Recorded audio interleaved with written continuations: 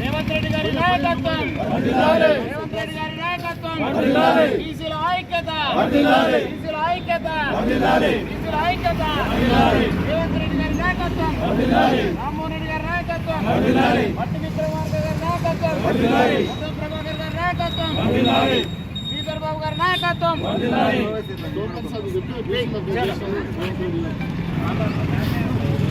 Photo దిగండి అయిపోతుంది video cut Revanth Reddy గారి నాయకత్వం, రేవంత్ రెడ్డి గారి నాయకత్వం.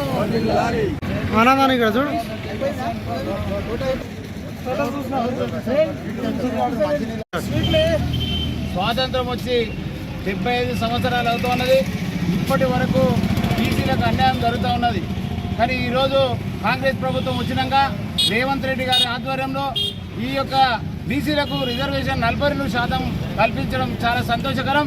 ఈరోజు రాష్ట్ర వ్యాప్తంగా ఈ యొక్క బీసీలందరూ కూడా ఈ యొక్క కాంగ్రెస్ పార్టీకి రుణపడి ఉంటారని సందర్భంగా విజ్ఞప్తి చేస్తూ ఈరోజు కాంగ్రెస్ పార్టీ అధినేత ఏదైతే రాహుల్ గాంధీ గారు హామీ ఇచ్చిండ్రో ఎన్నికల మేనిఫెస్టోలో 42% రిజర్వేషన్ కల్పిస్తాం కాంగ్రెస్ పార్టీ అధికారంలోకి తెలంగాణలో వస్తే అని చెప్పిన సందర్భంగా ఈరోజు ముఖ్యమంత్రి రేవంత్ రెడ్డి గారు దానికి కట్టుబడి ఉండి 42% ఈ యొక్క బీసీలకు స్థానిక సంస్థలో రిజర్వేషన్ ఇవ్వడానికి అదేవిధంగా ఒక చట్టసభలో అసెంబ్లీలో తీర్మానం చేసి ఈరోజు పార్లమెంటుకు పంపించిన సందర్భంగా ప్రత్యేకంగా రేవంత్ రెడ్డి గారికి మరి హృదయపూర్వక ధన్యవాదాలు తెలియజేస్తా ఉన్నాం.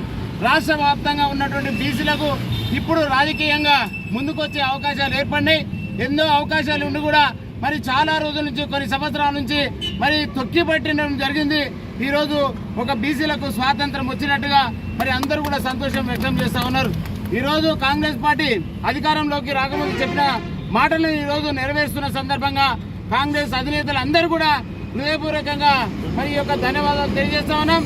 అదేవిధంగా కేంద్రంలో ఉన్నటువంటి అందరూ కూడా ఈరోజు కాంగ్రెస్ పార్టీ ఏదైతే ఎంపీలు ఉన్నారో మరి రాహుల్ గాంధీ గారికి సోనియా గాంధీ గారికి వారికి కూడా హృదయపూర్వక ధన్యవాదాలు తెలియజేస్తా ఉన్నాం. ఈరోజు దేశంలో మళ్ళీ బీసీలు ముందుకు రావాలంటే ఇటువంటి అవకాశం చాలా అవసరం.